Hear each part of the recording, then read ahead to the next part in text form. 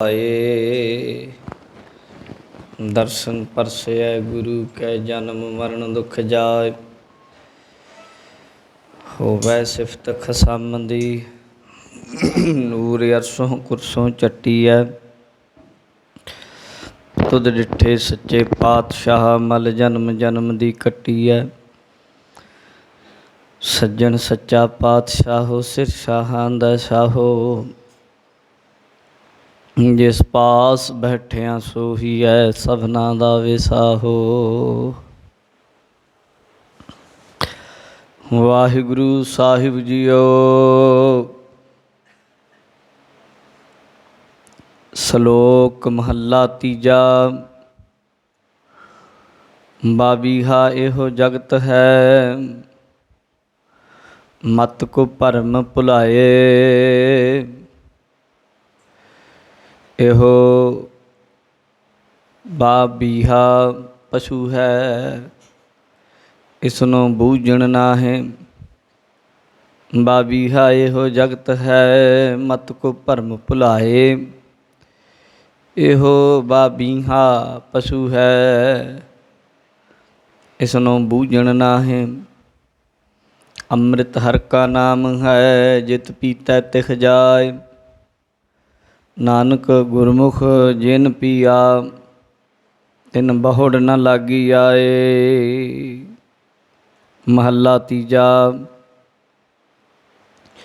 मलार शीतल राग है हर ध्याया शांत होए। नानक एहो जगत सब जल है जल ही ते सब कोय। गुर प्रसादी को विरला बूझै सो जन मुक्त सदा होए। पौड़ी सच्चा वेह प्रवाहो सच्चा वे प्रवाहो इक्को तू धनी। तू सब किश आपे आप दूजे किस गणी। मानस कूड़ा गर्भ सच्ची तुध मणि। आवा गौन रचाए उपाई मेदनी। सतगुर सेवे अपना आया तिस गणी। जे हौमै विच सो जाए ताके ही गणत गणी। मनमुख मोहे गुबार ज्यों भुला मंझ वणी। कट्टे पाप असंख नावै इक कणी। मनमुख मोहे गुबार ज्यों भुला मंझ वणी। कट्टे पाप असंख नावै इक कणी। वाहिगुरु जी का खालसा वाहिगुरु जी की फतेह। बादशाह दरवेश हाकरा गंजूर बालिए दो जहान अमृत के दाते। शमशीरे बहादुर मर्द गमड़े पातशाह धन धन साहिब श्री गुरु गोबिंद सिंह जी महाराज जी दे महान पावन पवित्र स्थान खालसा जी दे तीसरे तख्त तख्त श्री केसगढ़ साहिब जी विखे दीन दुनिया के मालिक सतगुरु श्री गुरु ग्रंथ साहिब जी की पवित्र हजूरी विच हाजरियां लवा रहे मेरे अति सत्कारयोग गुरु सवारे गुरु प्यारे खालसा जीओ। आप जी बड़े ही प्यार ते सत्कार दे नाल सतगुरां दी इलाही पावन गुरबाणी दी शब्द विचार सरवण करन दे लई गुरु चरनां विच सुभाएमान हो के अपने समय नूं सफला बना रहे हो। जिहड़ा शब्द असी अज विचारना है ये पावन शब्द आपने हुणे हुण सुनिया है। यह शब्द सतगुरु गुरु ग्रंथ साहिब जी दे पावन सरूपां दे उत्ते 1283 अंग उत्ते सुभाएमान है। ये पावन शब्द मलार राग दे अंदर मलार की वार दी 10वीं पौड़ी तक कल हो गए। अज 11वीं पौड़ी अते उसदे ਸ਼ਲੋਕਾਂ ਦੀ ਵਿਚਾਰ ਆਪਾਂ ਕਰਨੀ ਹੈ। ਆਓ ਆਪਣੇ ਮਨ ਨੂੰ ਗੁਰੂ ਚਰਨਾਂ 'ਚ ਟਿਕਾਈਏ, ਗੁਰੂ ਸ਼ਬਦ ਦੇ ਨਾਲ ਸੁਰਤ ਨੂੰ ਜੋੜੀਏ। ਇਹਨਾਂ ਪਾਵਨ ਇਲਾਹੀ ਅੰਮ੍ਰਿਤਮਈ ਸ਼ਬਦ ਦੀ ਵਿਚਾਰ ਨੂੰ ਸਮਝਣ ਦੇ ਲਈ ਇਕਾਗਰ ਹੋ ਕੇ ਗੁਰੂ ਚਰਨਾਂ 'ਚ ਅਰਦਾਸ ਕਰੀਏ। ਪਾਤਸ਼ਾਹ ਜੀ, ਆਪ ਜੀ ਦੀ ਬਾਣੀ ਵਾਹ ਹੈ, ਅਗੰਮ ਹੈ। ਵਾਹੋ ਵਾਹੋ ਬਾਣੀ ਨਿਰੰਕਾਰ ਹੈ, ਤਿਸ ਜੇਵੜ ਅਵਰ ਨਾ ਕੋਇ। ਪਰ ਸਤਿਗੁਰੂ ਆਪ ਜੀ ਦਾ ਇਹ ਵੀ ਫਰਮਾਨ ਹੈ, ਰਤਨਾ ਰਤਨ ਪਦਾਰਥ ਬਹੁ ਸਾਗਰ ਭਰਿਆ ਰਾਮ। ਬਾਣੀ ਗੁਰਬਾਣੀ ਲਾਗੇ ਤਿੰਨ ਹੱਥ ਚੜਿਆ ਰਾਮ। ਅਸੀਂ ਕੋਈ ਅੰਤ ਪਾਉਣ ਦੇ ਲਈ ਆਪ ਜੀ ਦੀ ਪਾਵਨ ਬਾਣੀ ਦੀ ਵਿਚਾਰ ਨਹੀਂ ਕਰਦੇ।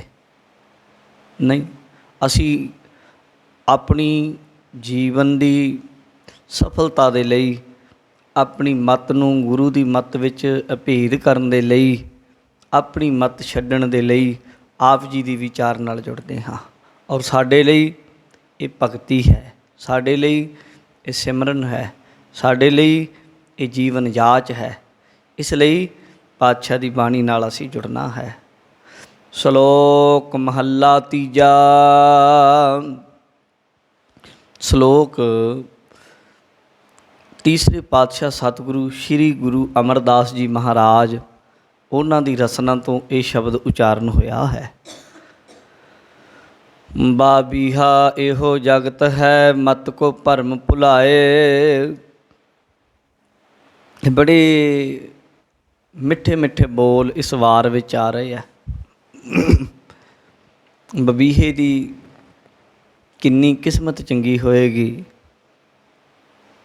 ਉਸ ਪੰਛੀ ਦੀ, ਜਿਸ ਪੰਛੀ ਦਾ ਨਾਮ ਗੁਰਬਾਣੀ ਵਿੱਚ ਇਤਨੀ ਵਾਰ ਆਇਆ, ਕਈ ਵਾਰ ਜ਼ਿਕਰ ਕੀਤਾ। ਬਬੀਹਾ, ਪਪੀਹਾ, ਚਾਤ੍ਰਿਕ, ਇਹ ਉਹਦੇ ਨਾਮ ਹਨ। ਛੋਟਾ ਜਿਹਾ ਪੰਛੀ ਹੈ, ਭਾਵੇਂ ਕਿ ਇਹਦੇ ਨਰ ਮਾਦਾ 'ਚ ਕੋਈ ਬਹੁਤਾ ਫਰਕ ਨਹੀਂ ਹੁੰਦਾ। ਤਿੰਨ ਤਰ੍ਹਾਂ ਦੀਆਂ ਆਵਾਜ਼ਾਂ ਕੱਢਦਾ ਹੁੰਦਾ ਇਹ।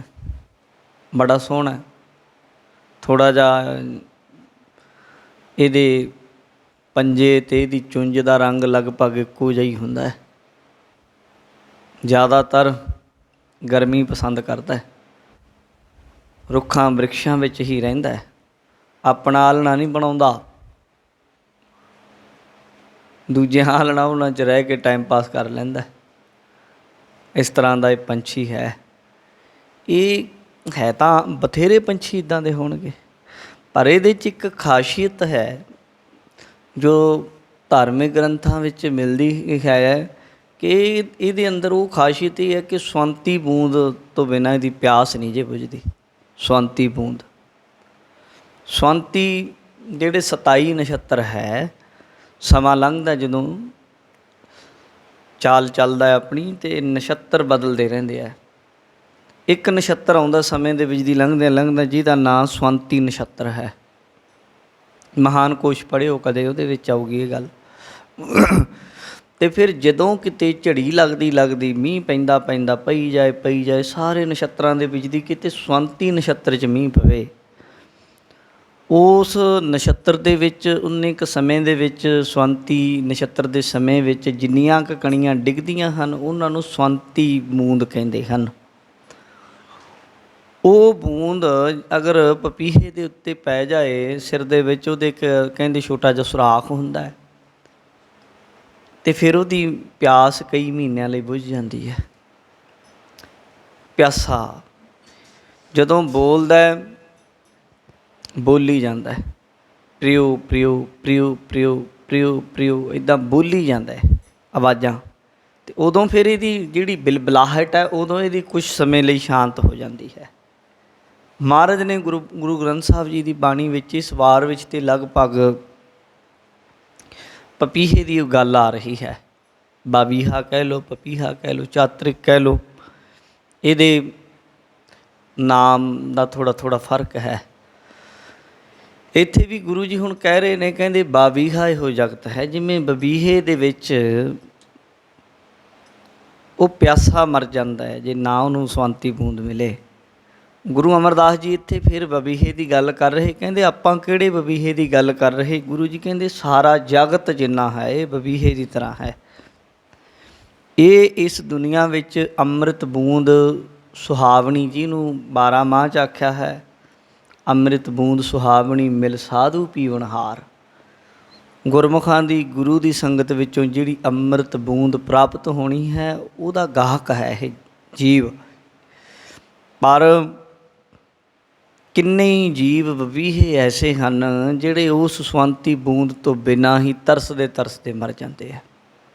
ਦਿਨੀ ਜੀਵਨ ਵਿੱਚ ਅੰਮ੍ਰਿਤ ਨਹੀਂ ਉਤਰਦਾ, ਜੀਵਨ ਦੇ ਵਿੱਚ ਅੰਮ੍ਰਿਤ ਦੀ ਪ੍ਰਾਪਤੀ ਨਹੀਂ ਹੁੰਦੀ ਅਤੇ ਅੰਮ੍ਰਿਤ ਤੋਂ ਟੁੱਟਿਆ ਹੋਇਆ ਭਟਕਦਾ ਹੀ ਰਹਿੰਦਾ ਹੈ ਔਰ ਇੱਦਾਂ ਹੀ ਸੁੱਕਾ ਹੀ ਮਰ ਜਾਂਦਾ, ਪਿਆਸਾ ਹੀ।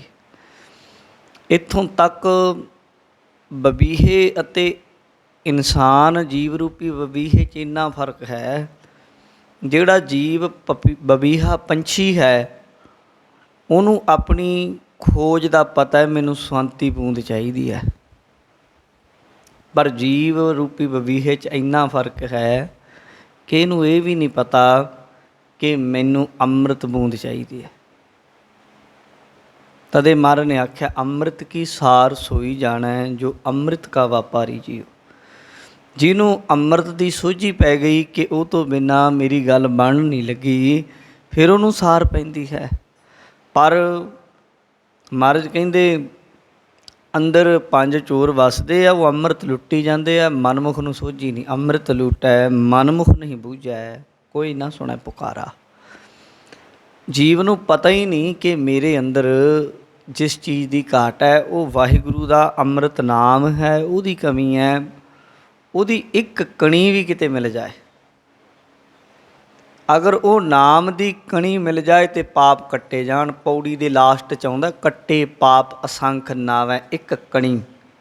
ਸਵੰਤੀ ਬੂੰਦ ਦੀ ਇੱਕ ਕਣੀ ਵੀ ਪੈ ਜਾਏ ਕਿਤੇ ਪਪੀਹੇ ਦੇ, ਉਹਦੀ ਪਿਆਸ ਬੁਝ ਜਾਂਦੀ। ਇੱਦਾਂ ਹੀ ਨਾਮ ਦੀ ਕਣੀ ਕਿਤੇ ਬੰਦੇ ਦੇ ਅੰਦਰ ਇੱਕ ਕਿਣਕਾ, ਕਣੀ ਬਹੁਤ ਛੋਟੀ ਹੁੰਦੀ ਹੈ, ਛੋਟੀ ਜਿਹੀ ਹੁੰਦੀ ਕਣੀ। ਕਿਤੇ ਹੀਰੇ ਨੂੰ ਜੜਦੇ ਜਿਹੜੇ, ਉਹਨਾਂ ਨੂੰ ਪਤਾ ਹੁੰਦਾ ਕਣੀ ਕੀ ਹੁੰਦੀ ਹੈ। ਜਿਹਦੇ ਨਾਲ ਹੀਰੇ ਨੂੰ ਰਿਬਟ ਲਾਈ ਜਾਂਦੀ ਹੈ, ਜਿਹੜੀ ਬਿਲਕੁਲ ਛੋਟੀ ਜਿਹੀ ਕਣੀ, ਉਹਨੂੰ ਕਣੀ ਕਹਿੰਦੇ ਆ।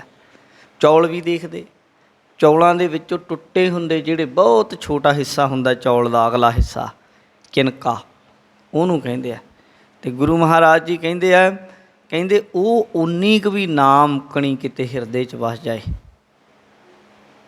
ਅਤੇ ਕਹਿੰਦੇ ਫਿਰ ਉਹ ਭਾਗਾਂ ਵਾਲੇ ਹੋ ਜਾਂਦੇ। ਸੁਖਮਨੀ ਸਾਹਿਬ ਵਿੱਚ ਗੁਰੂ ਅਰਜਨ ਦੇਵ ਜੀ ਮਹਾਰਾਜ ਬਖਸ਼ਿਸ਼ ਕਰਦੇ ਹੋਏ ਕਹਿੰਦੇ ਹਨ ਕਿ ਕਹਿੰਦੇ ਮਹਾਰਾਜ ਕਹਿੰਦੇ, ਕਿਨਕਾ ਏਕ ਜਿਸ ਜੀ ਬਸਾਵੈ ਤਾਂ ਕਿ ਮਹਿਮਾ ਗਣੀ ਨਾ ਆਵੈ। ਕਹਿੰਦੇ ਇੱਕ ਕਿਣਕਾ ਜਿੰਨਾ ਵੀ ਵਾਹਿਗੁਰੂ ਜੀ ਦਾ, ਪਰਮਾਤਮਾ ਦਾ, ਅਕਾਲ ਪੁਰਖ ਦਾ ਜੋ ਗੁਰੂ ਬਾਬਾ ਜੀ ਨੇ ਨਾਮ ਦਿੱਤਾ ਹੈ, ਉਹ ਨਾਮ ਕਿਤੇ ਹਿਰਦੇ ਵਿੱਚ ਵਸ ਜਾਏ, ਕਹਿੰਦੇ ਫਿਰ ਉਹ ਮਹਿਮਾ ਵਾਲੇ ਹੋ ਜਾਂਦੇ। ਇੰਨੀ ਕੁ ਮਹਿਮਾ ਕਿ ਗਿਣਤੀ ਗਿਣਨ ਲੱਗ ਜਾਓ ਅਤੇ ਗਿਣੀ ਨਹੀਂ ਜਾ ਸਕਦੀ। ਇਸੇ ਤਰੀਕੇ ਹੁਣ ਗੁਰੂ ਅਮਰਦਾਸ ਜੀ ਬਹੁਤ ਪਿਆਰ ਭਰੇ ਲਫ਼ਜ਼ ਵਰਤ ਰਹੇ ਹਨ ਔਰ ਬੜੇ ਹੀ ਦ੍ਰਿਸ਼ਟਾਂਤ ਦੇ ਨਾਲ ਸਮਝਾ ਰਹੇ ਹਨ। ਸਮਝਾਉਣ ਦਾ ਕਾਰਨ ਇਹੀ ਹੁੰਦਾ ਵੀ ਕਿਤੇ ਨਾ ਕਿਤੇ ਸਮਝ ਪੈ ਜਾਏ। ਕਦੇ ਉੱਧਰੋਂ ਗੱਲ ਲਿਆ ਕੇ ਸਮਝਾਉਣੀ, ਕਦੇ ਉੱਧਰੋਂ ਲਿਆ ਕੇ ਸਮਝਾਉਣੀ, ਕਦੇ ਉੱਧਰੋਂ ਲਿਆਉਣੀ। ਉਹਦਾ ਕਾਰਨ ਹੁੰਦਾ ਹੈ ਕਿ ਕਿਤੇ ਤਾਂ ਸਮਝੇ, ਕਦੇ ਤੈਨੂੰ ਸੋਝੀ ਹੋਏ। ਹੁਣ ਗੁਰੂ ਅਮਰਦਾਸ ਜੀ ਕਹਿ ਰਹੇ ਨੇ, ਬਾਬੀਹਾ ਇਹੋ ਜਗਤ ਹੈ। ਕਹਿੰਦੇ ਪਿੱਛੇ ਇੰਨੀ ਵਾਰ ਬਬੀਹੇ ਦੀ ਗੱਲ ਕੀਤੀ, ਤੁਸੀਂ ਕਿਤੇ ਦੂਜੇ ਬਾਹਰ ਹੀ ਬਬੀਹੇ ਦੀ ਗੱਲੇ ਨਾ ਸਮਝੀ ਜਾਇਓ। ਮੈਂ ਜਿਹੜੀ ਗੱਲ ਕਰ ਰਿਹਾ, ਗੁਰੂ ਅਮਰਦਾਸ ਜੀ ਕਹਿੰਦੇ ਇਸ ਜਗਤ ਵਿੱਚ ਵਸਦੇ ਜੀਵ, ਇਹ ਜਗਤ ਦੇ ਵਿੱਚ ਜੋ ਲੋਕ ਵਸ ਰਹੇ ਆ, ਇਹਨਾਂ ਦੀ ਗੱਲ ਕਰ ਰਹੇ। ਸਾਰੇ ਜੀਵ ਬਬੀਹੇ ਦੀ ਮਾਨੰਦ ਹਨ। ਸਾਰਿਆਂ ਨੂੰ ਜਿਵੇਂ ਬਬੀਹੇ ਨੂੰ ਸਵੰਤੀ ਬੂੰਦ ਚਾਹੀਦੀ, ਇਸੇ ਤਰੀਕੇ ਇਸ ਜੀਵ ਨੂੰ ਅੰਮ੍ਰਿਤ ਬੂੰਦ ਸੁਹਾਵਣੀ ਚਾਹੀਦੀ ਹੈ, ਨਾਮ ਦੀ ਬੂੰਦ। ਮਤ ਕੋ ਭਰਮ ਭੁਲਾਏ, ਗੁਰੂ ਅਮਰਦਾਸ ਜੀ ਕਹਿੰਦੇ ਮਤਾਂ ਕਿਤੇ ਕੋਈ ਭਰਮ ਵਿੱਚੇ ਭੁੱਲਾ ਰਹੇ ਵੀ ਗੁਰੂ ਜੀ ਤੇ ਬਬੀਹੇ ਦੀ ਗੱਲ ਕਰਦੇ, ਖੌਰੇ ਉਸ ਬਬੀਹੇ ਦੀ ਗੱਲ ਕਰੀ ਜਾਂਦੇ ਹੁਣ ਜਿਹੜਾ ਪੰਛੀ ਹੈ। ਮਹਾਰਾਜ ਕਹਿੰਦੇ ਨਹੀਂ, ਉਹ ਤਾਂ ਪੰਛੀ ਹੈ, ਉਹਦੀ ਨਹੀਂ। ਇਹ ਇਹ ਜੀਵ ਤੇਰੀ ਗੱਲ ਕਰ ਰਿਹਾ ਜਿਹੜਾ ਪਸ਼ੂਪਣੇ ਦੇ ਵਿੱਚ ਫਸਿਆ ਪਿਆ, ਜਿਹੜਾ ਉਸ ਅੰਮ੍ਰਿਤ ਦਾ ਵਪਾਰੀ ਹੋ ਕੇ ਪਸ਼ੂ ਬਣਿਆ ਫਿਰਦਾ ਹੈ। ਕੀ ਕਹਿੰਦੇ, ਇਹੋ ਬਾਬੀਹਾ ਪਸ਼ੂ ਹੈ ਇਸਨੂੰ ਬੂਝਣ ਨਾਹੀਂ। ਇਹ ਜੀਵ ਬੰਬੀਹਾ ਹੈ ਨਾ, ਜਿਹੜਾ ਜੀਵ ਪਸ਼ੂਪਣੇ 'ਚ ਫਸਿਆ ਪਿਆ, ਪਸ਼ੂ ਨੂੰ ਸਮਝ ਨਹੀਂ ਹੁੰਦੀ, ਪਸ਼ੂ 'ਚ ਹੱਠ ਹੁੰਦਾ ਹੈ, ਪਸ਼ੂ ਨੂੰ ਆਪਣੇ ਜੀਵਨ ਦਾ ਲਕਸ਼ ਨਹੀਂ ਕੋਈ ਪਤਾ ਹੁੰਦਾ। ਮਹਾਰਾਜ ਕਹਿੰਦੇ ਇੱਦਾਂ ਹੀ ਇਹ ਬਾਬੀਹਾ ਪਸ਼ੂ ਹੈ, ਇਹ ਪਸ਼ੂਪਣਾ ਆਪਣੇ ਅੰਦਰ ਧਾਰੀ ਬੈਠੇ ਜੀਵ। ਇੱਕ ਤਾਂ ਪੰਛੀ ਹੈ ਬਬੀਹਾ, ਉਹਦੀ ਗੱਲ ਨਹੀਂ, ਆ ਜਿਹੜਾ ਪਸ਼ੂ ਬਣਿਆ ਫਿਰਦਾ ਜੀਵ। ਮਹਾਰਾਜ ਕਹਿੰਦੇ ਇਸ ਨੂੰ ਬੂਝਣ ਨਾ ਹੈ, ਇਹਨੂੰ ਸੂਝੀ ਵੀ ਨਹੀਂ ਹੈ। ਉਹ ਬਬੀਹਾ ਤੇ ਜਦੋਂ ਤੋਂ ਜਨਮ ਲੈਂਦਾ ਹੈ ਉਦੋਂ ਤੋਂ ਹੀ ਉਹਨੂੰ ਸੂਝੀ ਉਹਦੇ ਅੰਦਰ ਪ੍ਰਮਾਤਮਾ ਪਾ ਦਿੰਦਾ ਹੈ। ਉਹਨੂੰ ਪਤਾ ਹੈ ਮੇਰੀ ਪਿਆਸ ਬੁਝਦੀ ਨਹੀਂ, ਸਵੰਤੀ ਬੂੰਦ ਬਿਨਾ ਮੇਰੀ ਗੱਲ ਬਣਨੀ ਨਹੀਂ, ਉਹ ਤਾਂ ਤੜਫ ਰਿਹਾ ਹੈ। ਪਰ ਇਹ ਜੀਵ ਇਸ ਤਰ੍ਹਾਂ ਦੇ ਪਸ਼ੂਪਣੇ 'ਚ ਫਸਿਆ ਹੋਇਆ ਹੈ, ਇਹਨੂੰ ਇਹ ਵੀ ਸੂਝੀ ਨਹੀਂ ਹੈ, ਇਹਨੂੰ ਇੰਨੀ ਗੱਲ ਦੀ ਵੀ ਸਮਝ ਨਹੀਂ ਕਿ ਨਾਮ ਤੋਂ ਬਿਨਾਂ ਸਭ ਕੂੜ ਹੈ। ਬਾਣੀ ਤੇ ਕਹਿੰਦੀ ਹੈ ਨਾਮ ਬਿਨਾਂ ਸਭ ਕੂੜ, ਗੱਲ ਹੀ ਹੋਸ਼ੀ ਆ। ਔਰ ਇੱਥੇ ਤੱਕ ਵੀ ਆਖ ਦਿੱਤਾ ਬਿਨ ਨਾਵੈ ਜਗ ਕਮਲਾ ਫਿਰੈ, ਗੁਰਮੁਖ ਨਦਰੀ ਆਇਆ। ਪਰ ਮਨਮੁਖ ਦੀ ਹਾਲਤ ਕੀ ਹੈ, ਧੰਦਾ ਕਰਤਿਆਂ ਨਿਹਫਲ ਜਨਮ ਗਵਾਇਆ, ਸੁਖ ਦਾਤਾ ਮਨ ਨਾ ਵਸਾਇਆ। ਤਾਂ ਹੀ ਮਹਾਰਾਜ ਕਹਿੰਦੇ ਪਸ਼ੂਪਣ ਹੈ ਇਹ, ਇਸ ਨੂੰ ਬੂਝਣ ਨਾ ਹੈ, ਇਹਨੂੰ ਸੋਝੀਓ ਨਹੀਂ ਹੈ, ਖਬਰੇ ਨਹੀਂ ਹੈ ਇਹਨੂੰ ਵੀ ਮੈਂ ਕਿਸ ਲਈ ਆ ਰਿਹਾ, ਪਤਾ ਹੀ ਨਹੀਂ ਮੈਂ ਕਿਉਂ ਆਇਆ। ਉਹ ਇੱਕ ਛੋਟੀ ਜਿਹੀ ਕਹਾਣੀ ਸੁਣਾਉਂਦੇ ਹੁੰਦੇ ਸੀ ਮਹਾਤਮਾ, ਜਦੋਂ ਕਿਤੇ ਇੱਦਾਂ ਦੀ ਵਿਆਖਿਆ ਕਰਦੇ ਸੁਣੀਆਂ।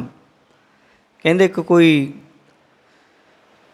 ਜ਼ਿਮੀਂਦਾਰ ਸੀ, ਬੜੇ ਚੰਗੇ ਸਨ, ਅਤੇ ਪਤੀ ਪਤਨੀ ਸ਼ਾਮ ਨੂੰ ਗੱਲਾਂ ਕਰਦੇ।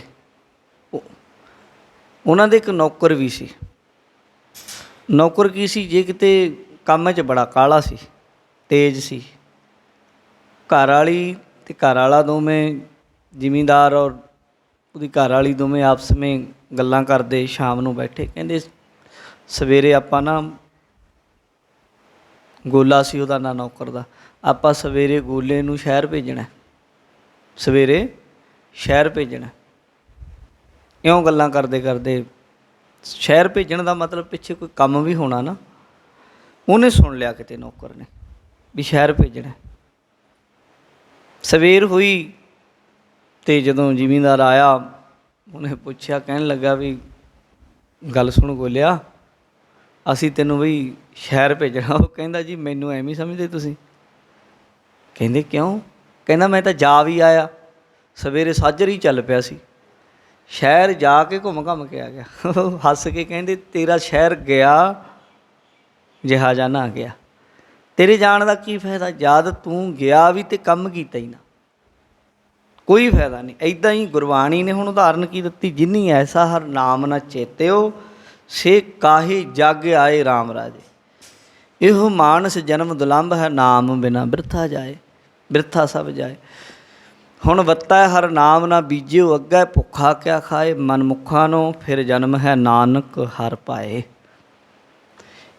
ਜਿਵੇਂ ਕੋਈ ਬੰਦਾ ਸ਼ਹਿਰ ਵੀ ਜਾਏ ਤਾਂ ਕਮ ਸੇ ਕਮ ਇਹ ਧਿਆਨ ਰੱਖਦਾ ਵੀ ਮੈਂ ਚੱਲਾਂ ਅਤੇ ਕੀ ਕੰਮ ਚੱਲਾਂ। ਬਿਨਾਂ ਕੰਮ ਤੋਂ ਕੋਈ ਬੰਦਾ ਸ਼ਹਿਰ ਵੀ ਨਹੀਂ ਜਾਂਦਾ। ਅਗਲਾ ਕਹਿੰਦਾ ਐਵੇਂ ਧੂੜ ਮਿੱਟੀ ਘੱਟਾ ਫੱਕਦੇ ਫਿਰਦੇ ਹਾਂ, ਕੀ ਫਾਇਦਾ।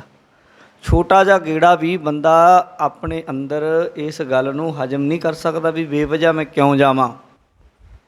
ਪਰ ਗੁਰੂ ਜੀ ਸਵਾਲ ਖੜ੍ਹਾ ਕਰ ਰਿਹਾ, ਤੇਰਾ ਐਡਾ ਵੱਡਾ ਜ਼ਿੰਦਗੀ ਦਾ ਗੇੜਾ ਹੀ ਵਿਅਰਥ ਜਾ ਰਿਹਾ। ਕਦੇ ਸੋਚਿਆ? ਆ ਗਿਆ ਚਲਾ ਗਿਆ, ਕੀ ਕੀਤਾ? ਕੁਛ ਨਹੀਂ। ਤੇਰੇ ਵਰਗੇ ਪਤਾ ਨਹੀਂ ਕਿੰਨੇ ਕਾਏ ਚਲੇ ਗਏ, ਦੁਨੀਆ ਭੁੱਲ ਜਾਂਦੀ, ਕੋਈ ਵੱਡਾ ਤੂੰ ਮਾਰ ਕਹਾਣੀ ਮਾਰ ਕੇ ਚੱਲਿਆ। ਬਾਣੀ ਕਹਿੰਦੀ ਹੈ ਆਇਆ ਗਿਆ, ਆਇਆ ਗਿਆ ਮੋਇਆ ਨਾਉ, ਆ ਗਿਆ ਚੱਲ ਗਿਆ। ਨਾਮ ਦੀ ਜਿਹੜੇ ਦੀ ਆਪਣੀ ਦੀ ਗੱਲ ਕਰਦਾ ਸੀ, ਮਹਾਰਾਜ ਕਹਿੰਦੇ ਮਰ ਗਿਆ ਉਹ ਵੀ ਪਿੱਛੋਂ। ਕੌਣ ਜਾਣਦਾ ਕਿਸੇ ਨੂੰ ਇੱਥੇ? ਜੇ ਦੁਨੀਆ ਦੀ ਗੱਲ ਕਰੀਏ ਤਾਂ ਦੁਨੀਆ ਦੇ ਵਿੱਚ ਇੰਨੇ ਕੁ ਰਾਜੇ ਮਹਾਰਾਜੇ ਇਸ ਧਰਤੀ 'ਤੇ ਹੋਏ ਔਰ ਚਲੇ ਗਏ, ਜਿਨ੍ਹਾਂ ਦੀ ਅਸੀਂ ਗਿਣਤੀ ਕਰਨ ਲੱਗ ਜਾਈਏ, ਲਿਖਤ ਲਿਖਣ ਲੱਗ ਜਾਈਏ, ਅਤੇ ਵੱਡੀ ਕਿਤਾਬ, ਵੱਡਾ ਗ੍ਰੰਥ ਰਾਜਿਆਂ ਦੇ ਨਾਵਾਂ ਦਾ ਹੀ ਭਰ ਜਾਏਗਾ ਵੀ ਐਡੇ ਐਡੇ ਰਾਜੇ ਇਸ ਧਰਤੀ 'ਤੇ ਹੋਏ ਅਤੇ ਗਏ। ਔਰ ਉਦੋਂ ਬਾਅਦ ਵਜ਼ੀਰਾਂ ਦੀ ਕਰਨ ਲੱਗ ਜਾਈਏ, ਉਦੋਂ ਬਾਅਦ ਹੋਰਾਂ ਦੀ ਕਰਨ ਲੱਗ ਜਾਈਏ, ਅਤੇ ਆਪਾਂ ਕੌਣ ਆ? ਕੁਛ ਵੀ ਨਹੀਂ। ਸਾਡਾ ਜੇ ਬਾਹਰੀ ਤੌਰ 'ਤੇ ਅਸਤਿਤਵ ਦੇਖਦੇ ਹਾਂ ਤਾਂ ਕੁਛ ਵੀ ਨਹੀਂ ਹਾਂ ਅਸੀਂ। ਤਦੇ ਮਹਾਰਾਜ ਜੀ ਕਹਿੰਦੇ ਨੇ, ਇਸ ਨੂੰ ਬੂਝਣ ਨਾਹੇ, ਇਹਨੂੰ ਇਹ ਗੱਲ ਦੀ ਸਮਝ ਨਹੀਂ ਆ ਰਹੀ ਬਸ ਵੀ ਭਟਕਣਾ ਤੋਂ ਬਿਨਾਂ ਮੇਰੇ ਪੱਲੇ ਕੁਛ ਨਹੀਂ ਪੈ ਰਿਹਾ, ਔਰ ਜਿਹੜੀ ਚੀਜ਼ ਮੇਰੇ ਲਈ ਜ਼ਰੂਰੀ ਹੈ ਉਹਦੀ ਇਹਨੂੰ ਸੋਝੀ ਨਹੀਂ। ਉਹ ਕੀ? ਅਗਲੀ ਪੰਕਤੀ 'ਚ ਕਹਿੰਦੇ, ਅੰਮ੍ਰਿਤ ਹਰਿ ਕਾ ਨਾਮ ਹੈ, ਜਿਤ ਪੀਤੈ ਤਿਖ ਜਾਏ। ਸਤਿਗੁਰੂ ਗੁਰੂ ਅਮਰਦਾਸ ਜੀ ਮਹਾਰਾਜ ਕਹਿੰਦੇ, ਅੰਮ੍ਰਿਤ ਹਰਿ ਕਾ ਨਾਮ ਹੈ। ਵਾਹਿਗੁਰੂ ਜੀ ਦਾ ਨਾਮ ਅੰਮ੍ਰਿਤ ਹੈ ਭਾਈ। ਜਿਹੜਾ ਸਿਮਰਨ ਕਰਨਾ ਨਾ, ਵਾਹਿਗੁਰੂ ਵਾਹਿਗੁਰੂ ਵਾਹਿਗੁਰੂ ਵਾਹਿਗੁਰੂ ਵਾਹਿਗੁਰੂ ਵਾਹਿਗੁਰੂ ਵਾਹਿਗੁਰੂ, ਆਹ ਜਿਹੜਾ ਇੱਦਾਂ ਜਾਪਣਾ, ਗੁਰੂ ਜੀ ਕਹਿੰਦੇ ਇਹੀ ਅੰਮ੍ਰਿਤ ਹੈ। ਤੇਰੇ ਅੰਦਰ ਇਸੇ ਨੇ ਟਿਕਣਾ। ਤੇਰੀ ਆਤਮਾ ਦੀ, ਰੂਹ ਦੀ ਸ਼ਾਂਤੀ ਦੇ ਲਈ ਇਹ ਅੰਮ੍ਰਿਤ ਜ਼ਰੂਰੀ ਹੈ। ਸਿੱਖ ਧਰਮ ਵਿੱਚ 2 ਅੰਮ੍ਰਿਤ ਪ੍ਰਚਲਿਤ ਹੈ ਅੱਜ, ਪਹਿਲਾਂ ਵੀ 2 ਸੀ, ਅੱਜ ਵੀ ਹੈ। ਗੁਰੂ ਨਾਨਕ ਦੇਵ ਜੀ ਦੇ ਸਮੇਂ 'ਤੇ ਇੱਕ ਚਰਨ ਅੰਮ੍ਰਿਤ, ਗੁਰੂ ਸਾਹਿਬ ਦੀ ਚਰਨ ਪੌਲ ਲਈ ਜਾਂਦੀ ਸੀ ਜਦੋਂ ਸਿੱਖ ਹੁੰਦਾ ਸੀ ਬੰਦਾ। ਦਸਮੇਸ਼ ਪਿਤਾ ਜੀ ਨੇ ਚਰਨ ਅੰਮ੍ਰਿਤ ਦੀ ਮਰਿਆਦਾ ਨੂੰ ਹੀ ਖੰਡੇ ਦਾ ਅੰਮ੍ਰਿਤ ਦਾ ਰੂਪ ਦੇ ਕੇ ਇਸੇ ਪਾਵਨ ਸਥਾਨ ਦੇ ਉੱਤੇ 1699 ਦੀ ਵਿਸਾਖੀ ਨੂੰ ਖੰਡੇ ਦਾ ਅੰਮ੍ਰਿਤ ਦਿੱਤਾ, ਜਿਹਨੂੰ ਮਹਾਰਾਜ ਨੇ ਪੀਵੋ ਪਹੁਲ ਖੰਡੇ ਧਾਰ ਹੋਏ ਜਨਮ ਸੁਹੇਲਾ। ਭਾਈ ਗੁਰਦਾਸ ਸਿੰਘ ਦੀ ਲਿਖਤ ਮੌਜੂਦ ਹੈ ਸਾਡੇ ਕੋਲ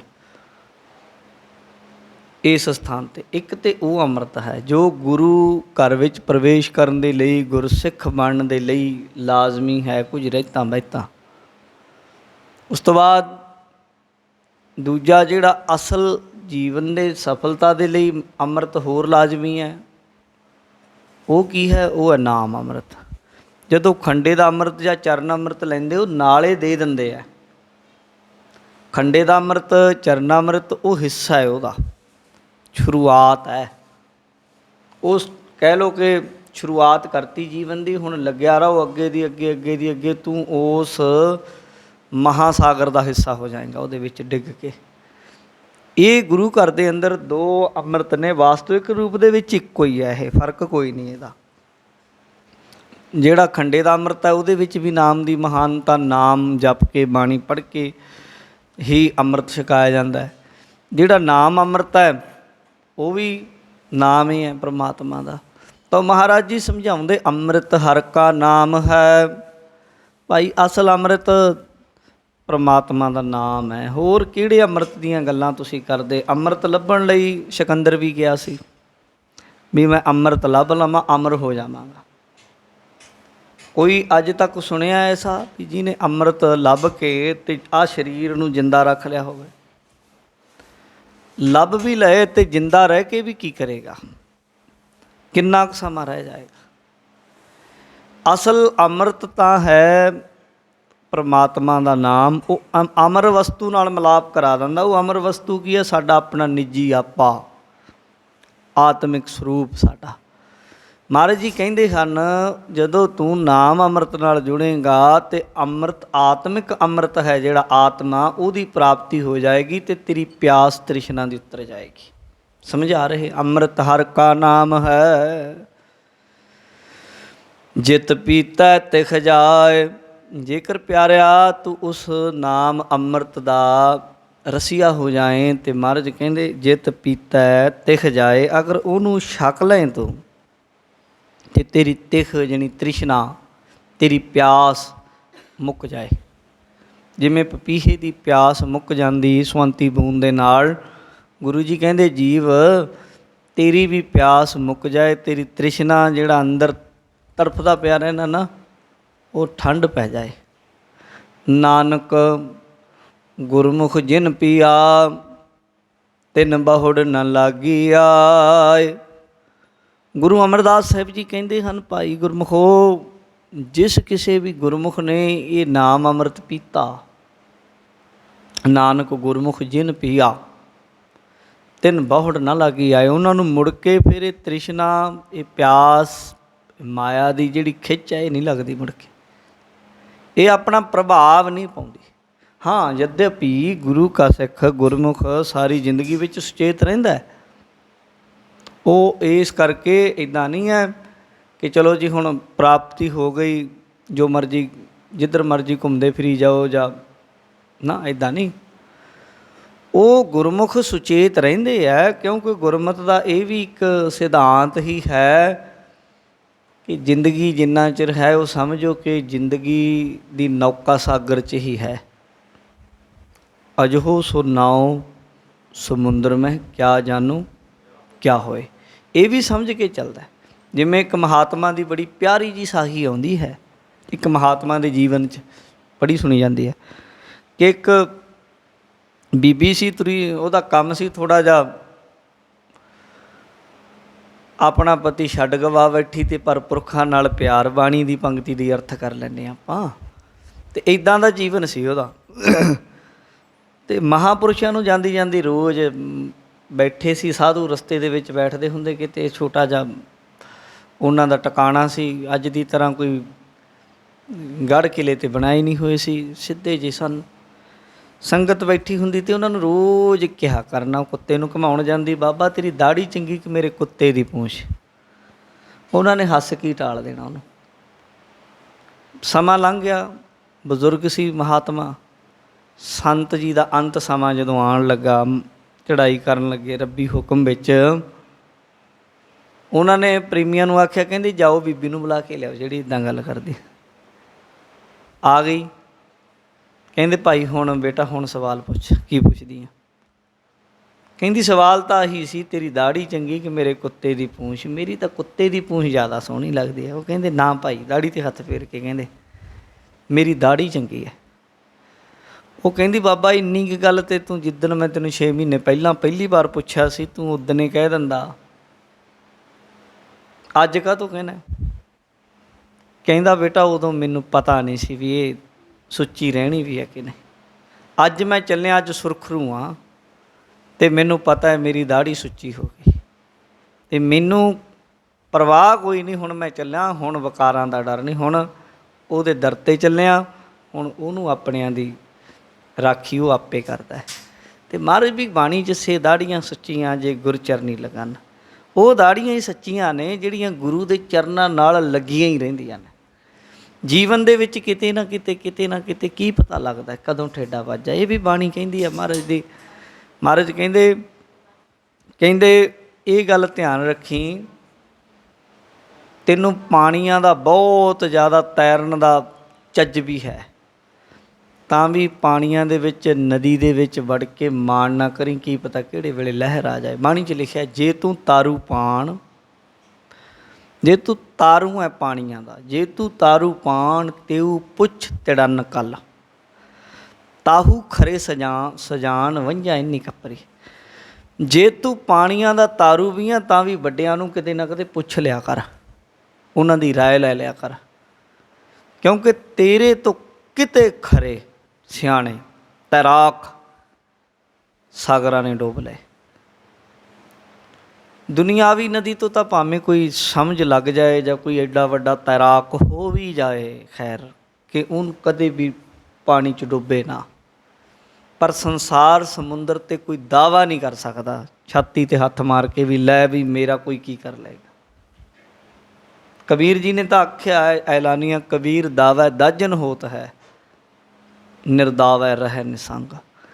ਦਾਵਾ ਨਹੀਂ, ਇੱਥੇ ਤੇ ਬੇਨਤੀ ਹੋਇਆ, ਆਖਰੀ ਸਾਹ ਤੱਕ ਵੀ ਤਰ ਲਈ ਹੈ, ਮਿੰਨਤ ਹੀ ਹੈ ਮਹਾਰਾਜ ਦੇ ਚਰਨਾਂ 'ਚ। ਪਾਤਸ਼ਾਹ ਹਮ ਅਪਰਾਧੀ ਸਦ ਭੂਲ ਤੇ ਤੁਮ ਬਖਸ਼ਣ ਹਾਰੇ, ਅਸੀਂ ਤੇ ਇੱਕ ਖਿਣ 'ਚ ਭੁੱਲਣਹਾਰ। ਹਿਸਾਬ ਕਿਤਾਬ ਜੇ ਕਰਨ ਲੱਗ ਜਾਈਏ, ਹਿਸਾਬ ਨਾਲ ਗੱਲ ਬਣਨੀ ਨਹੀਂ ਵੀ ਮੈਂ ਕਰਕੇ ਬੈਠਾ ਵੀ ਲਓ ਜੀ ਮੈਂ ਤੇ ਕਰ ਲਿਆ ਹਿਸਾਬ, ਆਪਣਾ ਕਲੀਅਰ ਹੈ ਕੰਮ ਨਾ। ਮਹਾਰਾਜ ਕਹਿੰਦੇ ਲਿਖ ਹੈ ਕਤ ਹੈ ਨਾ ਛੂਟੀਐ, ਖਿਨ ਖਿਨ ਭੂਲਣਹਾਰ। ਇਸ ਕਰਕੇ ਗੁਰੂ ਪਾਤਸ਼ਾਹ ਜੀ ਸਮਝਾਉਂਦੇ ਹਨ, ਭਾਈ ਨਾਨਕ ਗੁਰਮੁਖ ਜਿਨ ਪੀਆ ਤਿਨ ਬਹੁੜ ਨਾ ਲਾਗੀ ਆ। ਇਹ ਤਾਂ ਗੱਲ ਹੈ, ਜਿਹਨੇ ਅੰਮ੍ਰਿਤ ਨਾਮ ਅੰਮ੍ਰਿਤ ਪੀ ਲਿਆ, ਅੰਦਰ ਧਰ ਲਿਆ, ਉਹਨੂੰ ਮੁੜ ਕੇ ਲੱਗਦੀ ਨਹੀਂ ਇਹ ਤ੍ਰਿਸ਼ਨਾ, ਬਚਿਆ ਰਹਿੰਦਾ। ਪਰ ਉਹ ਇਉਂ ਨਹੀਂ ਵੀ ਹੱਥ ਛੱਡ ਕੇ ਘੁੰਮਦਾ ਰਹਿੰਦਾ ਅਤੇ ਕਿ ਬੇਕਾਰ ਭੋਗਦਾ ਰਹਿੰਦਾ, ਇਉਂ ਨਹੀਂ ਹੈ। ਭਾਵੇਂ ਇਹ ਗੱਲ ਹੈ, ਕਬੀਰ ਸੰਤ ਨਾ ਛਾਡੈ ਸੰਤਈ, ਜੋ ਕੋਟਿਕ ਮਿਲਿਆ ਸੰਤ ਮਿਲਿਆਗਰ ਭੁਯੰਗਮ ਵੇਢਿਆ ਤਾਂ ਸੀਤਲਤਾ ਨਤ ਜੰਤ। ਚੰਦਨ ਦੀ ਖਾਸੀਅਤ ਹੈ, ਚੰਦਨ ਦੇ ਆਲੇ ਦੁਆਲੇ ਸੱਪ ਵੀ ਰਹਿਣ ਤਾਂ ਵੀ ਉਹ ਠੰਡਾ ਹੀ ਰਹਿੰਦਾ।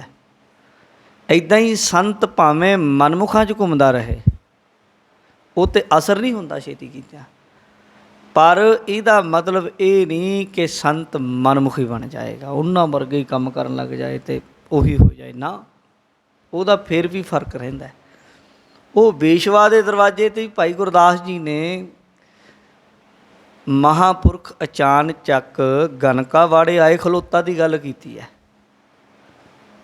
ਉਹਦੇ ਦਰਵਾਜ਼ੇ 'ਤੇ ਆ ਕੇ ਖੜ੍ਹ ਕੇ ਉਹਨੇ ਹੱਥ ਜੋੜ ਕੇ ਆਖਿਆ ਅੰਦਰ ਆ ਜਾਓ, ਅੰਦਰ ਵੀ ਚਲੇ ਗਏ। ਉਹਨੇ ਸੇਵਾ ਕੀਤੀ, ਉਹਨੂੰ ਆਖਿਆ ਬੇਟਾ ਤੂੰ ਆਪਣਾ ਜੀਵਨ ਇੱਦਾਂ ਲੰਘਾ ਰਹੀ ਹੈ, ਚੰਗਾ ਇੱਦਾਂ ਕਰ, ਇੱਕ ਤੋਤਾ ਸੀ, ਆ ਤੋਤਾ ਤੇਰੇ ਕੋਲ ਹੈ, ਇਹਨੂੰ ਤੂੰ ਰਾਮ ਰਾਮ ਕਰਿਆ ਕਰ, ਰੋਜ਼ ਜਪਾਇਆ ਕਰ। ਬਸ ਇੱਦਾਂ ਜੁਗਤੀ ਦੇ ਦਿੱਤੀ, ਉਹਦੇ ਨਾਲ ਉਹਦਾ ਮਨ ਸ਼ੁੱਧ ਕਰ ਦਿੱਤਾ। ਉੱਥੇ ਵੀ ਚਲੇ ਗਏ, ਆਪਣੀ ਜੀਵਨ ਜੁਗਤ ਨਾਲ ਜੁੜੇ ਰਹੇ।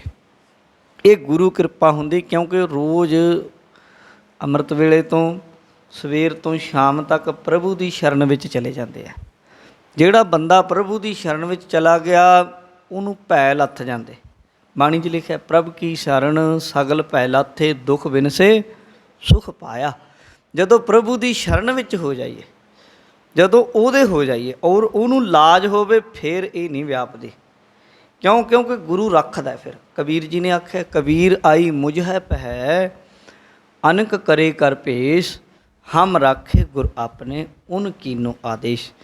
ਮੈਨੂੰ ਮੇਰੇ ਗੁਰੂ ਨੇ ਰੱਖ ਲਿਆ, ਨਹੀਂ ਤਾਂ ਇਹ ਲਹਿਰਾਂ ਇੰਨੀਆਂ ਤਕੜੀਆਂ ਨੇ, ਇੰਨੀਆਂ ਜ਼ੋਰਾਵਰ ਹਨ, ਇੰਨੀਆਂ ਬਲਵਾਨ ਹਨ, ਇੰਨੀਆਂ ਧੱਕੇ ਵਾਲੀਆਂ ਹਨ, ਖਿੱਚ ਕੇ ਲੈ ਜਾਂਦੀਆਂ।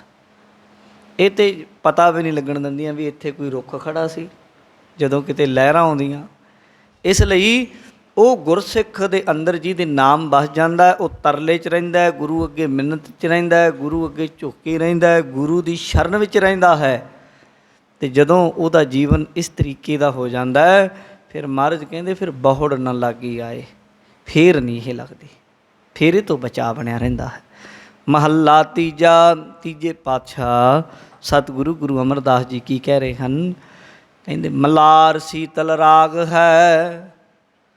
ਮਲਾਰ ਰਾਗ ਬੜਾ ਠੰਡਾ ਰਾਗ ਹੈ, ਬੜਾ ਪਿਆਰਾ ਰਾਗ ਹੈ, ਪਰ ਨਾਲ ਕਹਿ ਦਿੱਤਾ ਹਰ ਧਿਆਇਆ ਸ਼ਾਂਤ ਹੋਏ। ਪਰ ਜੇ ਕੋਈ ਆਖੇ ਕਿ ਮੈਨੂੰ ਮਲਾਰ ਰਾਗ ਆਉਣ ਲੱਗ ਪਿਆ ਅਤੇ ਮੇਰੇ ਅੰਦਰ ਸ਼ਾਂਤੀ ਵਸ ਜਾਏਗੀ, ਨਾ, ਸ਼ਾਂਤੀ ਤੇ ਨਾਮ ਨੇ ਟਿਕਾਉਣੀ ਹੈ। ਰਾਗ ਤੇ ਭਾਵੇਂ ਤੁਸੀਂ ਗੰਧਰਵ ਬਣ ਜਾਓ, ਦੇਵਤਿਆਂ ਦੇ ਰਾਗੀ ਬਣ ਜਾਓ, ਤਾਂ ਵੀ ਗੱਲ ਨਹੀਂ ਬਣਨੀ। ਸ਼ਾਂਤੀ ਤੇ ਠੰਡ ਤੇ ਅੰਦਰੋਂ ਹਿਰਦੇ ਨੂੰ ਜਿਹੜੀ ਵਿਕਾਰਾਂ ਦੀ ਤਪਸ਼ ਹੈ, ਉਹ ਤੇ ਨਾਮ ਨੇ ਬੁਝਾਉਣੀ। ਹੋਰ ਸਰੀਰ ਦੇ ਠੰਡੇ ਹੋਣ ਦੀ ਗੱਲ ਨਹੀਂ। ਸਰੀਰ ਠੰਡਾ ਹੋ ਗਿਆ ਅਤੇ ਬੰਦਾ ਕਹਿੰਦਾ ਮਰ ਗਿਆ, ਫਲਾਣਾ ਠੰਡਾ ਹੋ ਗਿਆ। ਠੰਡ ਜਣੀ ਵਿਕਾਰਾਂ ਦੀ ਠੰਡ ਦੀ ਗੱਲ ਹੈ, ਉਹ ਜਿਹੜੀ ਅੰਦਰ ਵਿਕਾਰਾਂ ਦੀ ਅੱਗ ਵਲਦੀ ਪਈ ਹੈ। ਹੰਸ ਹੇਤ ਲੋਭ ਕੋਪ ਚਾਰੇ ਨਦੀਆਂ ਅੱਗ, ਉਹਨਾਂ ਦੀ ਗੱਲ ਗੁਰੂ ਜੀ ਕਰ ਰਹੇ ਹਨ। ਸਤਿਗੁਰੂ ਪਾਤਸ਼ਾਹ ਜੀ ਕਹਿੰਦੇ ਮਲਾਰ ਸ਼ੀਤਲ ਰਾਗ ਹੈ। ਮਲਾਰ ਰਾਗ ਭਾਵੇਂ ਠੰਡਾ ਰਾਗ ਹੈ।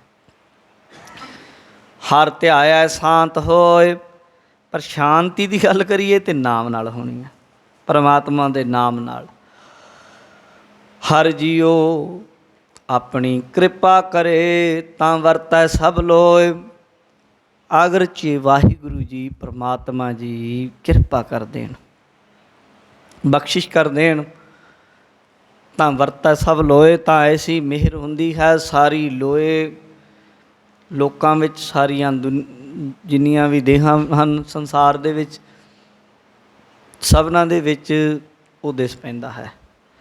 ਆਸਣ ਲੋਏ ਲੋਏ ਭੰਡਾਰ, ਲੋਏ ਦਾ ਅਰਥ ਪ੍ਰਕਾਸ਼ ਵੀ ਹੈ। ਆਪਾਂ ਕਹਿੰਦੇ ਲੋ ਬਲਦੀ ਹੈ, ਤਾਰੇ ਦੀ ਲੋ, ਇੱਦਾਂ ਅਸੀਂ ਕਹਿੰਦੇ ਦੀਵੇ ਦੀ ਲੋ, ਉਹ ਰੌਸ਼ਨੀ ਪ੍ਰਕਾਸ਼ ਦੀ ਵੀ ਗੱਲ ਹੈ।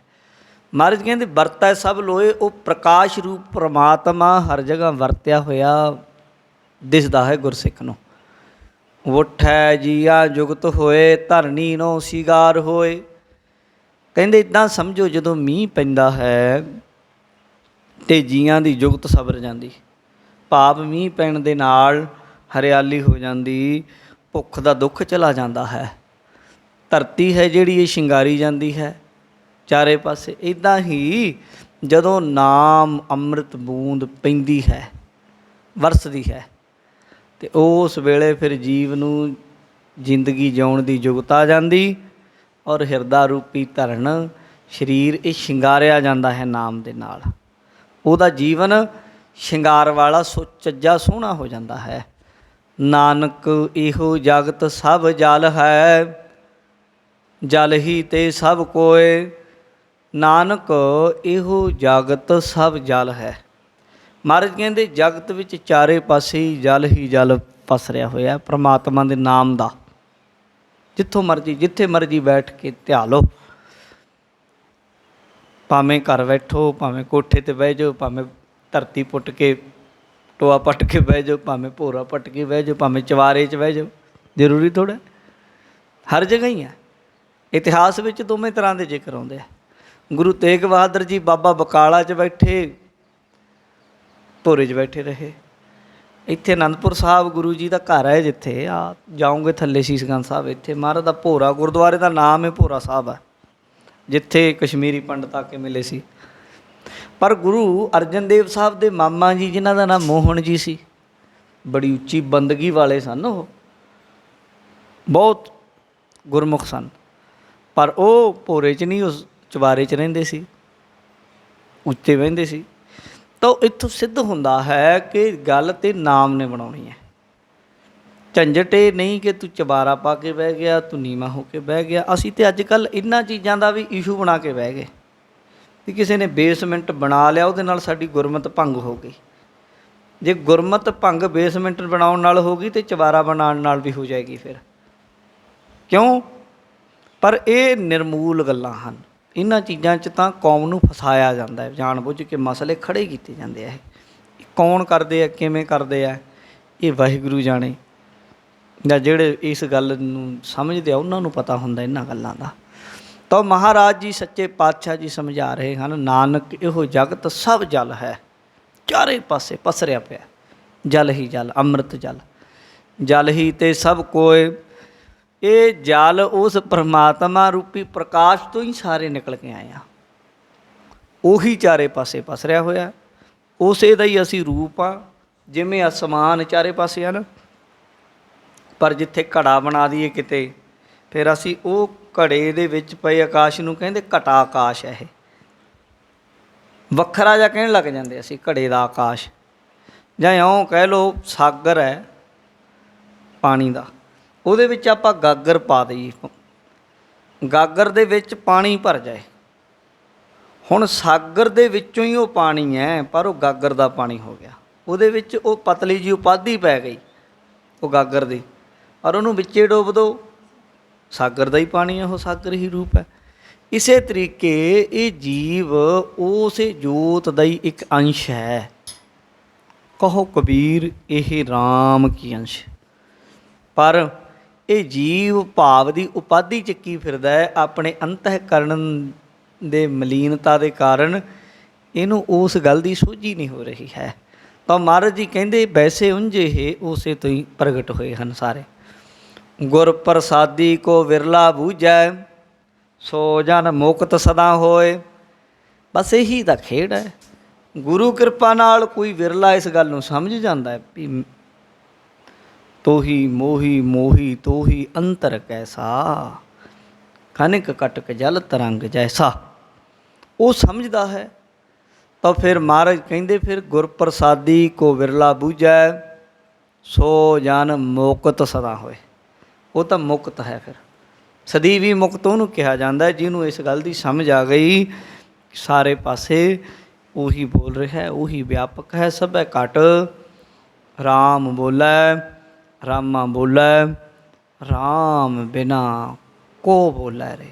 ਜਿਹਨੂੰ ਪਤਾ ਲੱਗ ਜਾਂਦਾ ਹੈ, ਮਹਾਰਾਜ ਕਹਿੰਦੇ ਉਹੀ ਮੁਕਤ ਹੈ, ਸੋ ਜਨ ਮੁਕਤਾ ਹੋਏ।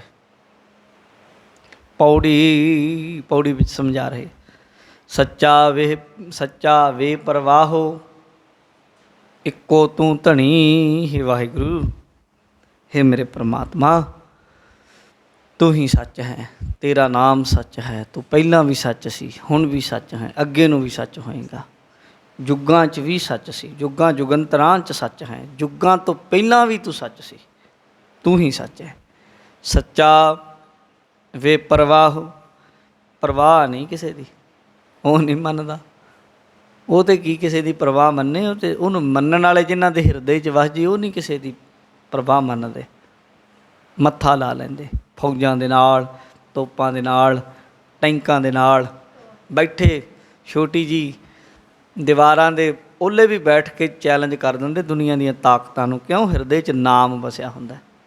ਮਹਾਰਾਜ ਕਹਿੰਦੇ ਤੇਰੇ ਨਾਮ ਨਾਲ ਜੁੜੇ ਹੋਏ ਵੀ ਬੇਪਰਵਾਹੇ ਵਾਹਿਗੁਰੂ, ਇੱਕੋ ਤੂੰ ਧਣੀ, ਇੱਕੋ ਤੂੰ ਧਾਣੀ, ਮਾਲਕ ਖਸਮ ਤੂੰ ਹੀ ਹੈ ਵੱਡਾ ਸਭ ਦਾ।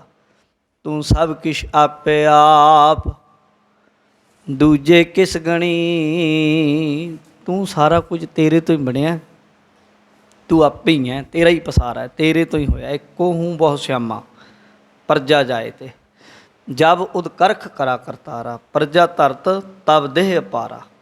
ਜਦੋਂ ਉਦਕਰਖ ਉਹਦੇ ਅੰਦਰ ਫੁਰਨਾ ਪੈਦਾ ਹੋਇਆ, ਬਸ ਫਿਰ ਕਰਤਾਰ ਨੇ ਜਦੋਂ ਫੁਰਨਾ ਕੀਤਾ, ਕਹਿੰਦੇ ਪਰਜਾ ਧਰਤ ਤਬ ਦੇਹ ਅਪਾਰਾ। ਉਦੋਂ ਹੀ ਪਰਜਾ, ਧਰਤੀ, ਦੇਹਾਂ ਸਭ ਬਣ ਗਈਆਂ। ਜਬ ਆਕਰਖ ਕਰਤ ਹੋ ਕਬ ਹੂੰ, ਤੁਮ ਮੈਂ ਮਿਲਤ ਦੇਹ ਧਰ ਸਭ ਹੂੰ। ਚੌਪਈ ਸਾਹਿਬ ਦਸਮੇਸ਼ ਪਿਤਾ ਕਹਿੰਦੇ ਜਦੋਂ ਵੀ ਆਕਰਖ ਜਣੀ ਹੁੰਦਾ, ਖਿੱਚਣਾ, ਆਕਰਸ਼ਣ ਕਰਨਾ, ਜਦੋਂ ਕਿਤੇ ਉਹ ਸਮੇਟਣਾ ਚਾਹੇਗਾ, ਖਿੱਚੇਗਾ।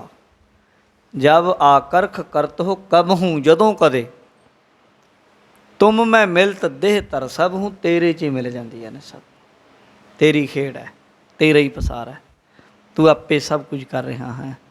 ਇਉਂ ਕਹਿ ਰਹੇ ਹਨ, ਹੇ ਪਾਤਸ਼ਾਹ ਤੂੰ ਸਭ ਕਿਛ ਆਪੇ ਆਪ, ਦੂਜੇ ਕਿਸ ਗਣੀ। ਤੇਰੇ ਬਿਨਾਂ ਦੂਜੇ ਦੀ ਕਿਹਦੀ ਕੀ ਔਕਾਤ ਹੈ, ਕਿਹਦੀ ਗਿਣਤੀ ਕਰਾਂ, ਕਿਹਦਾ ਨਾਮ ਲਵਾਂ, ਤੇਰੇ ਬਰਾਬਰ ਹੈ ਹੀ ਨਹੀਂ ਕੋਈ।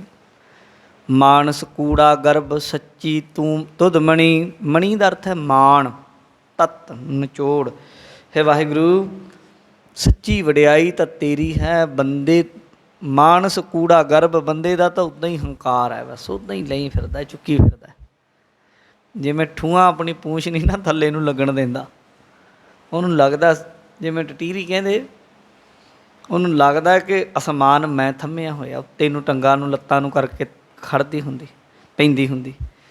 ਇਸੇ ਤਰੀਕੇ ਟਟੀਰੀ ਨੇ ਕਿਤੇ ਅਸਮਾਨ ਥੰਮਿਆ। ਜਿਵੇਂ ਕੁੱਤੇ ਨੂੰ ਹੁੰਦਾ ਵੀ ਗੱਡਾ ਮੇਰੇ ਆਸਰੇ ਹੀ ਚੱਲ ਰਿਹਾ ਹੈ, ਇੱਦਾਂ ਬੰਦੇ ਨੂੰ ਵੀ ਇਉਂ ਲੱਗਦਾ ਵੀ ਮੇਰੇ ਬਿਨਾਂ ਤਾਂ ਕੰਮ ਖੜ੍ਹਾ ਹੀ ਹੈ। ਪੰਥ 'ਚ ਵੀ ਕਈ ਵਾਰੀ ਇੱਦਾਂ ਦੇ ਬੰਦੇ ਆ ਜਾਂਦੇ, ਉਹਨਾਂ ਨੂੰ ਬੜਾ ਮਾਣ ਜਿਹਾ ਹੁੰਦਾ ਵੀ ਮੇਰੇ ਬਿਨਾਂ ਤਾਂ ਕੰਮ ਵੱਸ ਲੈ, ਵੀ ਲੈ ਲਿਆ ਕੰਮ, ਮੈਂ ਹੀ ਸਭ ਕੁਝ ਹਾਂ। ਬੜੇ ਆਏ, ਬੜੇ ਗਏ, ਨਾ ਇਹਨੇ ਰੁਕਣਾ। ਇਹ ਤਾਂ ਦਰਿਆ ਹੈ, ਵਗਦਾ ਹੈ, ਸਮੁੰਦਰ ਹੈ, ਇਹਨੇ ਐਵੇਂ ਹੀ ਚੱਲੀ ਜਾਣਾ। ਮਹਾਰਾਜ ਕਹਿੰਦੇ ਹਨ ਵਡਿਆਈ ਸਿਰਫ ਤੇਰੀ ਹੈ, ਹੇ ਮੇਰੇ ਮਾਲਕ, ਹੇ ਵਾਹਿਗੁਰੂ, ਤੇਰੇ ਬਿਨਾਂ ਮਾਨਸ ਕੂੜਾ ਗਰਭ, ਬੰਦੇ ਦਾ ਗਰਭ ਹੰਕਾਰ ਕੂੜਾ ਹੀ ਹੈ, ਝੂਠਾ ਹੀ ਹੈ। ਤੂੰ ਵਡਿਆਈ ਦਾ ਮਾਲਕ ਹੈ। ਆਵਾ ਗਾਉਣ ਰਚਾਏ ਉਪਾਈ ਮੇਦਨੀ। ਮੇਦਨੀ ਜਿਹੜੀ ਮਿੱਝ ਤੋਂ ਬਣੀ ਹੋਈ, ਇਹ ਪੁਰਾਣਕ ਹਵਾਲੇ ਦੇ ਅਨੁਸਾਰ ਧਰਤੀ ਦੀ ਗੱਲ ਹੈ। ਮਹਾਰਾਜ ਕਹਿੰਦੇ ਨੇ ਪਰਮਾਤਮਾ ਨੇ ਧਰਤੀ ਬਣਾਈ, ਇਹਦੇ 'ਚ ਆਵਾਗਾਉਣ ਚੱਲ ਰਿਹਾ ਹੈ। ਆ ਗਿਆ, ਮਰ ਗਿਆ, ਜਨਮ ਲੈ ਲਿਆ, ਫਿਰ ਚਲਾ ਗਿਆ। ਸਤਿਗੁਰ ਸੇਵੇ ਆਪਣਾ ਆਇਆ ਤਿਸ ਗਣੀ। ਦੁਨੀਆ ਆ ਜਾ ਰਹੀ ਹੈ, ਪਰ ਜਿਹੜੇ ਇਨਸਾਨ ਆਪਣੇ ਗੁਰੂ ਦੀ ਸੇਵਾ ਵਿੱਚ ਲੱਗ ਜਾਂਦੇ ਹਨ, ਗੁਰੂ ਜੀ ਕਹਿੰਦੇ ਆਇਆ ਤਿਸ ਗਣੀ, ਗਿਣਤੀ ਉਹਨਾਂ ਦੀ ਆਇਆਂ ਦੀ। ਗਿਣੇ ਉਹ ਜਾਂਦੇ ਆ ਜਿਹੜੇ ਇਸ ਦੁਨੀਆ 'ਚ ਆ ਕੇ ਕੁਝ ਕਰਕੇ ਜਾਂਦੇ ਆ, ਉੱਦਾਂ ਨਹੀਂ ਗਿਣਤੀ ਉਹਨਾਂ ਦੀ, ਕੋਈ ਗਿਣਤੀ ਨਹੀਂ। ਉਹ ਤਾਂ ਐਵੇਂ ਹੀ ਰੂੰਗਾ ਸ਼ੂੰਗਾ ਜਾਈ ਆ, ਬਸ ਆਏ ਗਏ, ਗਿਣਤੀ ਉਹ ਨਹੀਂ ਹੋਈ। ਅਤੇ ਮਹਾਰਾਜ ਕਹਿੰਦੇ ਜੇ ਹਉਮੈ ਵਿੱਚੋਂ ਜਾਏ, ਤਾਂ ਕੇ ਹੀ ਗਣਤ ਗਣੀ। ਤਾਂ ਮਹਾਰਾਜ ਕਹਿੰਦੇ ਜੇ ਹਉਮੈ ਵਿੱਚ ਹੋ ਜਾਏ ਤਾਂ ਕੇ ਹੀ ਗਣਤ ਗਣੀ। ਜੇ ਹਉਮੈ ਚਲੀ ਜਾਏ ਅੰਦਰੋਂ ਤਾਂ ਫਿਰ ਕੀ ਗਿਣਤੀ ਦੀ ਗੱਲ ਕਰੀਏ, ਫਿਰ ਤੇ ਪੂਰੀ ਗਿਣਤੀ 'ਚ ਆ ਜਾਂਦੇ ਹੋ। ਜੇ ਹਉਮੈ ਵਿੱਚੋਂ ਚਲੀ ਜਾਏ ਫਿਰ ਸ਼ਾਬਾਸ਼ ਆ ਉਹਨਾਂ 'ਤੇ। ਭਾਈ ਮਹਾਰਾਜ ਕਹਿੰਦੇ ਹਨ ਮਨਮੁਖ ਮੋਹੇ ਗੁਬਾਰ, ਜਿਉ ਭੁੱਲਾ ਮੰਝਵਣੀ। ਪਰ ਮਨਮੁਖ ਮੋਹ 'ਚ ਫਸਿਆ, ਗੁਬਾਰ ਅਗਿਆਨਤਾ ਦੇ ਹਨੇਰੇ 'ਚ ਫਸਿਆ। ਜਿਵੇਂ ਕੋਈ ਬੰਦਾ ਜੰਗਲ ਦੇ ਵਿੱਚ, ਗਾੜੇ ਜੰਗਲ ਦੇ ਵਿੱਚ, ਵਣ ਵਿੱਚ ਫਸ ਜਾਏ ਅਤੇ ਉਹਨੂੰ ਕੋਈ ਰਾਹ ਨਾ ਲੱਭੇ, ਇਉਂ ਹੀ ਜੀਵ ਅਗਿਆਨਤਾ 'ਚ ਫਸਿਆ ਹੋਇਆ ਹੈ, ਇਉਂ ਹੀ ਜੀਵ ਮੋਹ 'ਚ ਫਸਿਆ ਹੋਇਆ ਹੈ। ਫਿਰ ਸਤਿਗੁਰੂ ਜੀ ਉਧਾਰ ਆਖਰੀ ਪੰਕਤੀ 'ਚ ਕਹਿੰਦੇ ਕੱਟੇ ਪਾਪ ਅਸੰਖ, ਨਾਵੈ ਇੱਕ ਕਣੀ। ਜੇ ਕਿਤੇ ਇੱਕ ਕਣੀ ਹਿਰਦੇ 'ਚ ਵਸ ਜਾਏ ਨਾਮ ਦੀ, ਵਾਹਿਗੁਰੂ ਹਿਰਦੇ 'ਚ ਵਸ ਜਾਏ, ਅਤੇ ਮਹਾਰਾਜ ਕਹਿੰਦੇ ਫਿਰ ਅਸੰਖ ਅਨੇਕਾਂ ਜਨਮਾਂ ਦੇ ਪਾਪ ਕੱਟੇ ਜਾਂਦੇ। ਜਿਵੇਂ ਕਿੰਨੇ ਹੀ ਭਰੇ ਹੋਣ, ਕਿੰਨੇ ਲੱਕੜਾਂ ਦੇ ਸਾਧ ਸੰਗਤ ਜੀ ਥੱਬੇ ਹੋਣ, ਕਿੱਡੇ ਕਿੱਡੇ ਢੇਰ ਹੋਣ, ਅੱਗ ਬਿਲਕੁਲ ਥੋੜ੍ਹੀ ਜਿਹੀ ਚਾਹੀਦੀ ਹੁੰਦੀ। ਬਾਣੀ 'ਚ ਲਿਖਿਆ ਲੱਖ ਮੜਿਆਂ ਕਰ ਇਕੱਠੇ, ਏਕ ਰੱਤੀਲੇ ਪਾਹੇ। ਘੋਰ ਦੁਖਿੰ ਅਨਿਕ ਹਤਿਅੰ ਜਨਮ ਦਾਰਿਦ੍ਰੰ, ਮਹਾਂ ਵਿਖਿਆਦੰ ਮਿਟੰਤ ਸਗਲ। ਸਿਮਰੰਤ ਹਰ ਨਾਮ ਨਾਨਕ, ਜੈਸੇ ਪਾਵਕ ਕਾਸ਼ਟ ਭਸਮੰ ਕਰੋਤ। ਹਰ ਸਿਮਰਤ ਮਨ ਤਨ ਸੁਖੀ, ਬਿਨਸੀ ਦੁਤੀਆ ਸੋਚ। ਨਾਨਕ ਟੇਕ ਗੋਪਾਲ ਕੀ, ਗੋਬਿੰਦ ਸੰਕਟ ਮੋਚ। ਵਾਹਿਗੁਰੂ ਦਾ ਨਾਮ ਇੱਕ ਕਿਣਕਾ ਹੀ ਕਰੋੜਾਂ ਪਾਪਾਂ ਨੂੰ ਕੱਟਣ ਦੀ ਸਮਰੱਥਾ ਰੱਖਦਾ ਹੈ। ਇਹ ਸਤਿਗੁਰੂ ਗੁਰੂ ਅਮਰਦਾਸ ਸਾਹਿਬ ਜੀ ਨੇ ਇਸ ਸ਼ਬਦ ਵਿੱਚ ਔਰ ਗੁਰੂ ਨਾਨਕ ਦੇਵ ਜੀ ਨੇ ਇਸ ਪੌੜੀ ਵਿੱਚ ਬਖਸ਼ਿਸ਼ ਕੀਤੀ ਹੈ। ਸਮੇਂ ਦੀ ਸਮਾਪਤੀ, ਹੋਈਆਂ ਭੁੱਲਾਂ ਦੀ ਖਿਮਾ। ਸਮੂਹ ਸੰਗਤ ਦਾ ਧੰਨਵਾਦ। ਆਓ ਗੁਰੂ ਜੀ ਦੇ ਪਾਵਨ ਪਵਿੱਤਰ ਇਤਿਹਾਸਕ ਸ਼ਸਤਰ, ਉਹਨਾਂ ਸ਼ਸਤਰਾਂ ਦੇ ਆਪਾਂ ਦਰਸ਼ਨ ਕਰਦੇ ਹਾਂ, ਹਾਜ਼ਰੀਆਂ ਲਵਾਈਏ, ਆਖਰੀ ਪੰਕਤੀਆਂ ਪੜ੍ਹਦੇ ਹਾਂ। ਮਨਮੁਖ ਮੋਹੇ ਗੁਬਾਰ, ਜਿਉ ਭੁੱਲਾ ਮੰਝਵਣੀ। ਕੱਟੇ ਪਾਪ ਅਸੰਖ, ਨਾਵੈ ਇੱਕ ਕਣੀ। ਵਾਹਿਗੁਰੂ ਜੀ ਕਾ ਖਾਲਸਾ, ਵਾਹਿਗੁਰੂ ਜੀ ਕੀ ਫਤਿਹ।